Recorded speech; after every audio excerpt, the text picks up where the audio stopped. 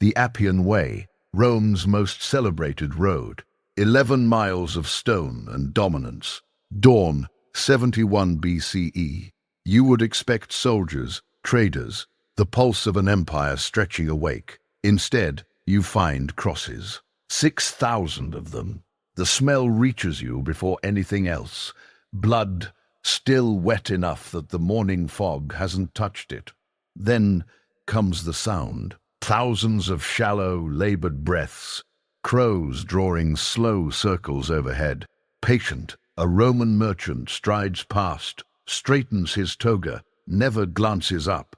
A mother nudges her child to the far edge of the road, away from the bodies, not from horror, from inconvenience, not from horror, from inconvenience. Children run around the base of a cross as if it were a tree in a garden. These are not criminals hanging here, not traitors, slaves. Men who dared to reach for freedom, who followed a gladiator named Spartacus and nearly shook the entire empire loose from its foundations.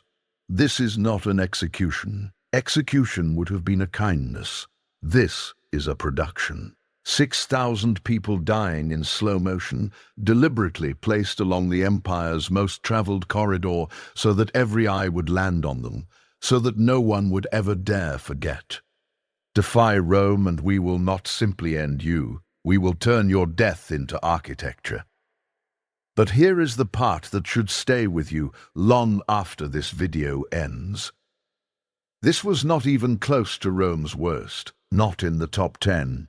What Rome did to specific people, with careful planning, with legal justification, with institutional pride, that is where the true horror lives.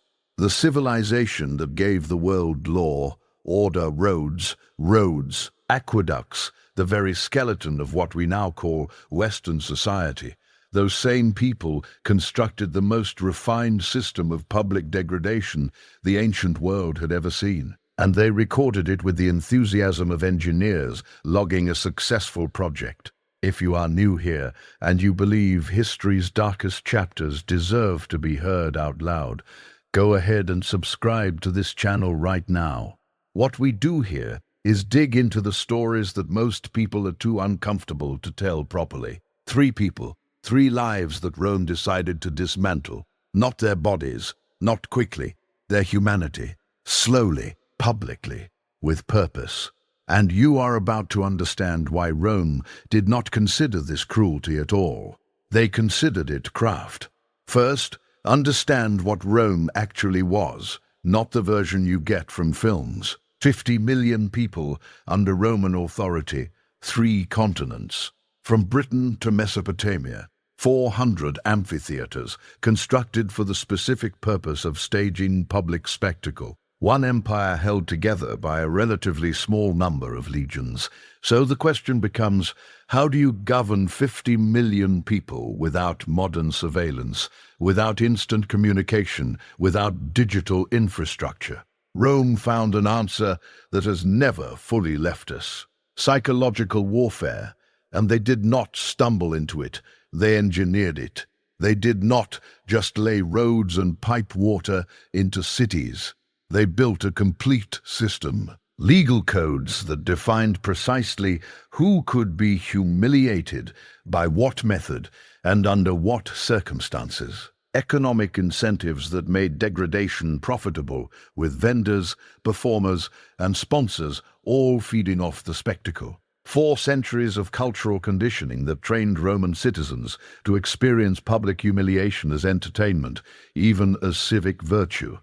And they wrote all of it down. Their philosophers debated it openly.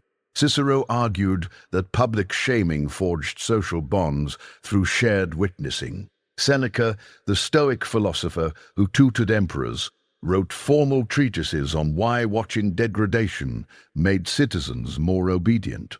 They were not ashamed of this. They were proud of it, the way a general is proud of a well-executed campaign. Now meet the 3 people caught inside that machine. Perpetua, a young mother who would not abandon her faith. Vercingetorix, a warrior king who unified an entire nation against Julius Caesar.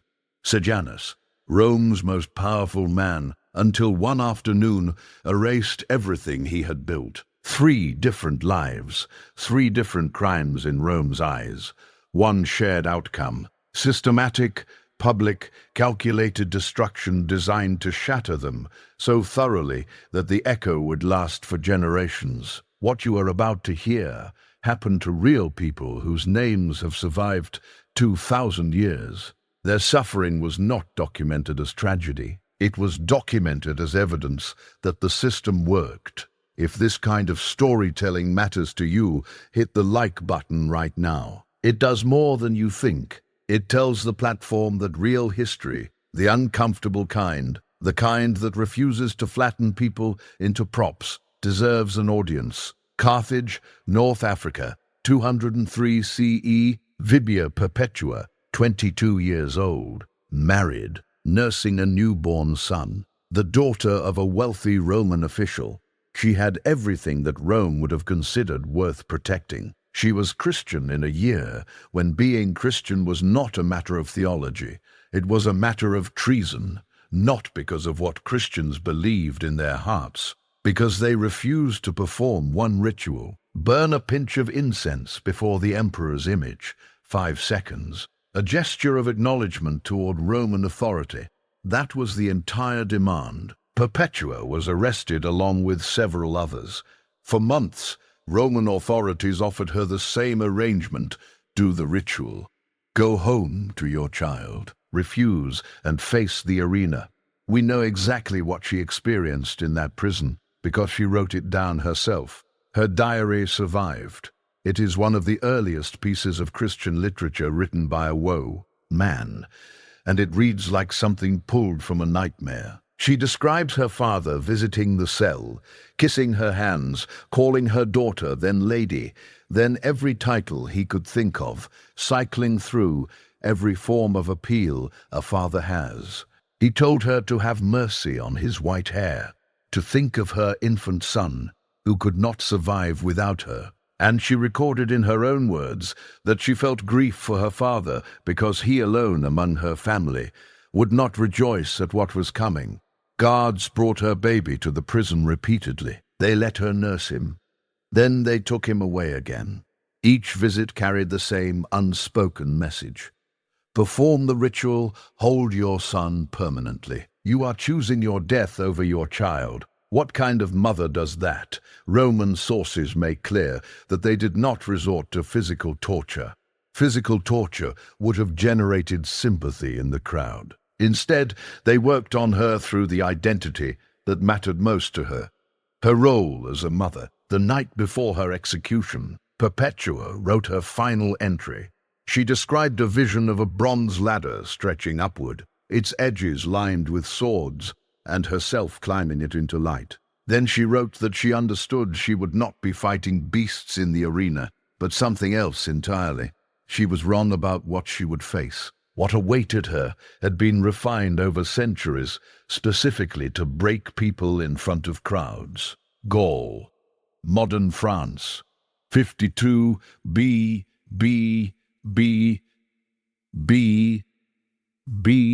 His name translates roughly to Great King of Warriors. He was 30 years old, chief of the Arverni tribe, and he accomplished something Rome had believed impossible.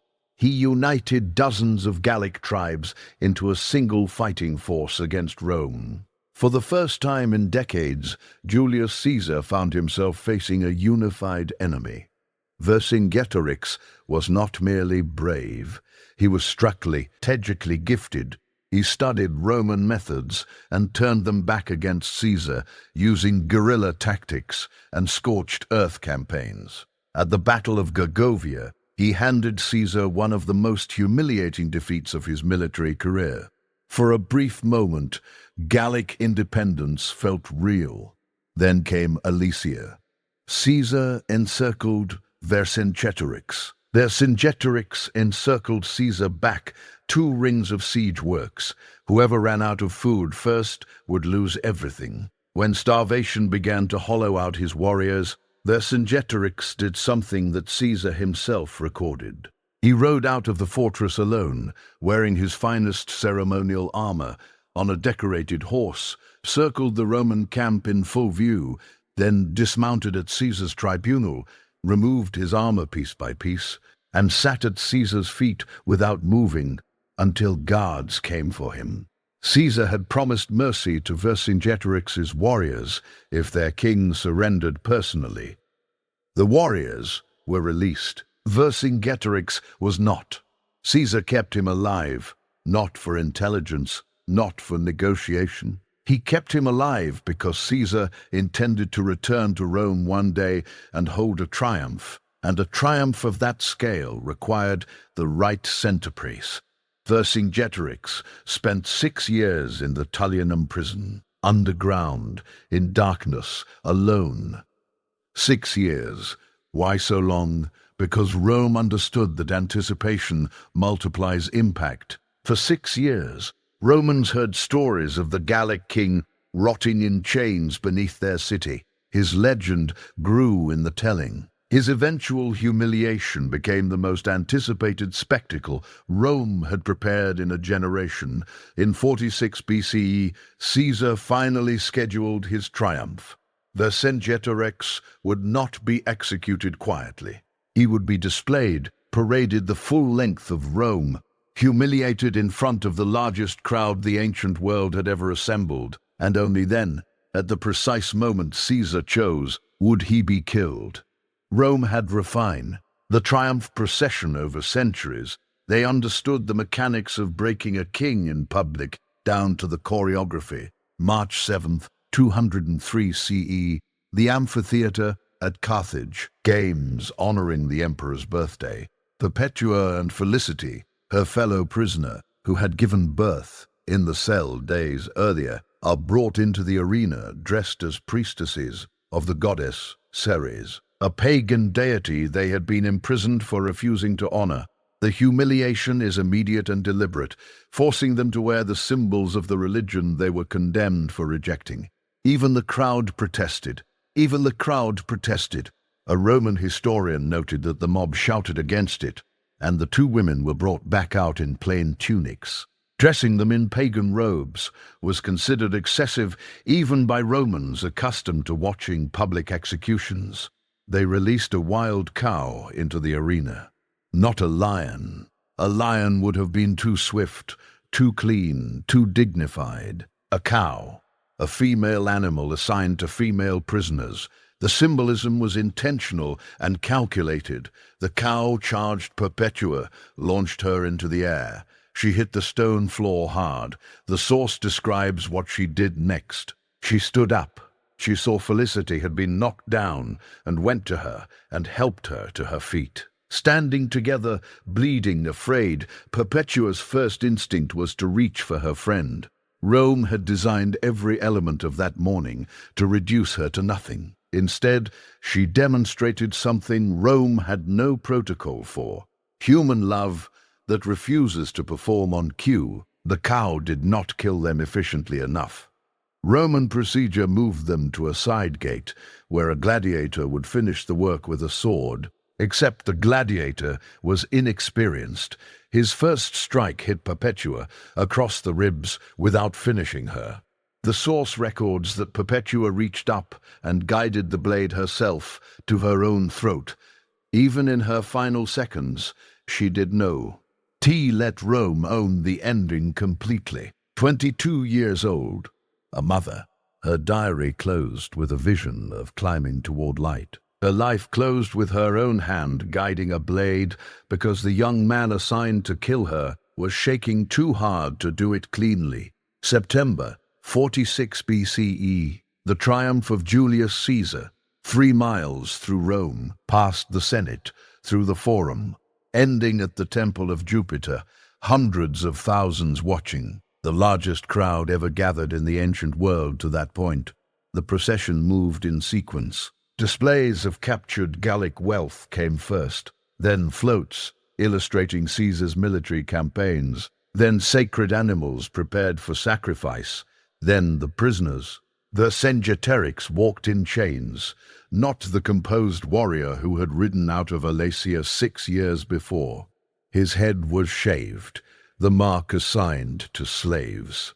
He wore rags, but sources record something that Rome had not fully accounted for. Despite 6 years in underground darkness, despite deliberate physical deterioration, he walked with his spine straight. This is where Rome's sophistication becomes genuinely disturbing. They did not simply march him past the crowd once and continue. They halted the procession at specific locations. At the Senate, so he could absorb the full visual weight of Roman institutional power. At the Forum, where thousands pressed close enough to taunt him face to face. At Caesar's platform, where he was made to stand while Caesar delivered a speech about him to an enormous crowd, with Vercingetorix present to hear every word. This man unified Gaul against Rome. This man brought our legions to the edge of defeat. But he stands before you now, because no force on earth can resist what Rome is destined to become. Vercingetorix had to listen to his own defeat being narrated as entertainment, had to hear the liberation of his people described as criminal rebel. Ion had to remain silent while Caesar rewrote the story of his entire life for a cheering audience. When the procession ended, he was led back down the stone steps into the Tullianum, the same pit where he had spent those 6 years. The Tullianum was not a holding cell. It was an execution chamber. Strangulation, carried out manually and slowly. While the crowd above celebrated at the Temple of Jupiter, Roman protocol required the principal captive of a triumph to die during the celebration feast. So while Caesar raised a cup with his generals, Vercingetorix died in the dark. His death timed to align with the evening's entertainment schedule. No burial, no monument, no record of what became of his body. The king, who unified Gaul, died as a prop in someone else's career. Used, displayed, discarded. If you have made it this far, you already know this channel is not interested in easy history. Subscribe if you want more of this. The stories that actually mattered, told the way they deserve to be told. Perpetua's diary became one of the most powerful documents in early Christian writing. Augustine cited it. Medieval artists painted her. But there is something we almost always skip over. Her infant son. Roman sources do not record what became of him. A nursing child whose mother walked into an arena and did not come back. Did he survive? Did he grow up knowing what she chose and why? Did he spend his life drawing meaning from her sacrifice, or did he carry something heavier than that? We do not know, and that silence is its own particular cruelty. But Perpetua's death did not slow Christianity. It accelerated it. Within a century, the faith Rome tried to extinguish had become Rome's official religion. The arena where she died was eventually converted into a church. The empire that killed her adopted her god. Rome's machinery of humiliation had produced an unintended result. It manufactured martyrs, and martyrs are far more dangerous to an empire than rebels. Vercingetorix vanished from Roman records after his execution. His name was not memorialized, not spoken in honorable context, left without legacy. That was the intention. Total erasure for nearly 18 centuries. He was a footnote, a defeated enemy, a cautionary note in a history written by his conquerors. Then, in the 19th century, France was under foreign occupation and searching for something it recognized in the mirror. Historians pulled his story back into the light. Suddenly, he was not a failed rebel. He was a symbol. The man who had united a divided people against an overwhelming outside force. Napoleon III commissioned a massive statue of Vercingetorix at Alasia, the site of the surrender. Rome had tried to delete him permanently. Instead, they had created a figure who outlasted their entire civilization.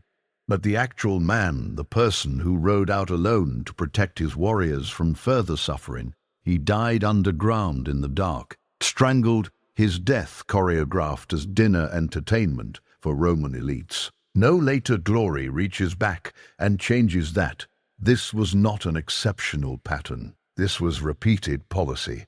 Estimated 50,000 individuals subjected to systematic public humiliation across 6 centuries of Roman history. Millions of witnesses conditioned over generations to receive degradation as a normal form of entertainment. Infrastructure built to serve that purpose that still physically stands today in cities across Europe and North Africa. How do you reconcile Rome's genuine contributions to human civilization, its legal frameworks, its architecture, its literature, with what it constructed to destroy human dignity?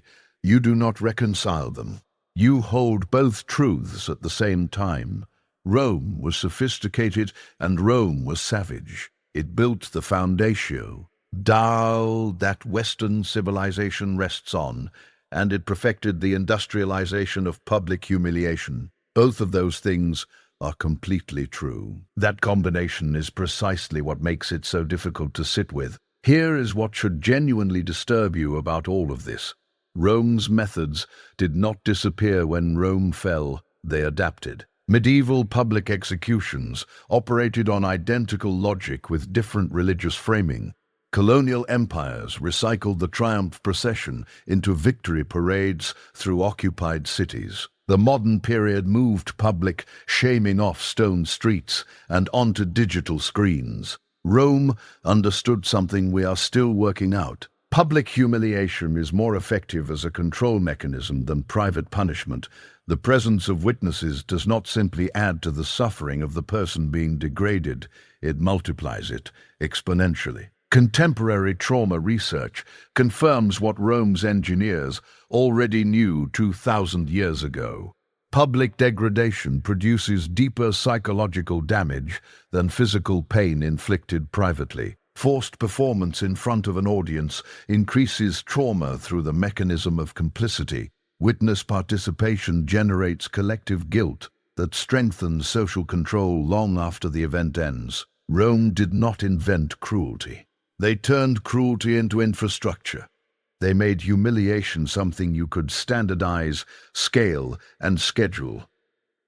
Perpetua walked into that arena carrying 2 weights that together should have been impossible to carry simultaneously: her love for her son and her love for her faith. Rome engineered the situation to force a choice between them. She made her choice knowing exactly what it would cost. Whether she was right is not something I am positioned to decide, but she was real, torn between 2 genuine loves, each one demanding everything she had. Vercingetorix surrendered himself to save the men who had followed him. That was nobility by any honest measure, but it did not matter to Rome's calculation. They did not see a noble king. They saw a prop for Caesar's political brand. 6 years in darkness, waiting to be paraded and strangled, he became a national symbol to generations born after he died.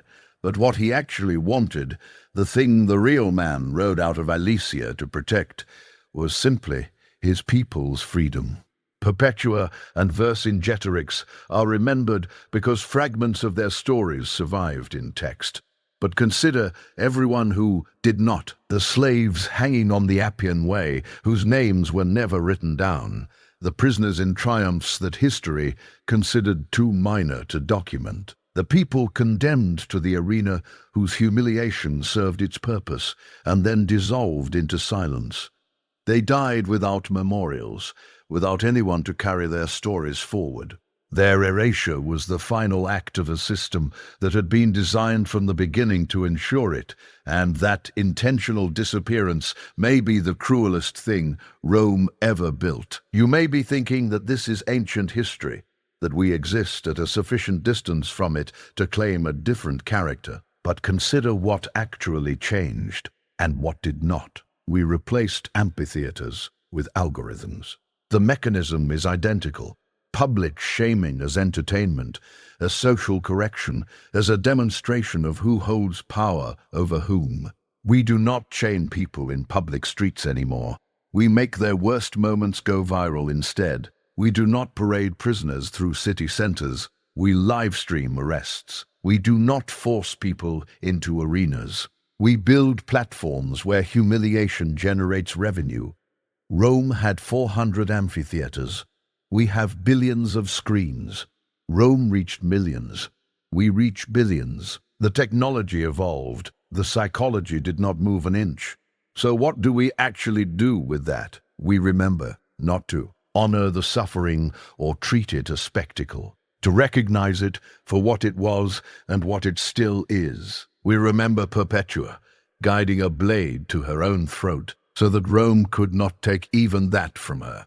We remember Vercingetorix, walking upright out of 6 years of engineered darkness. We remember that systems of humiliation do not require monsters to operate.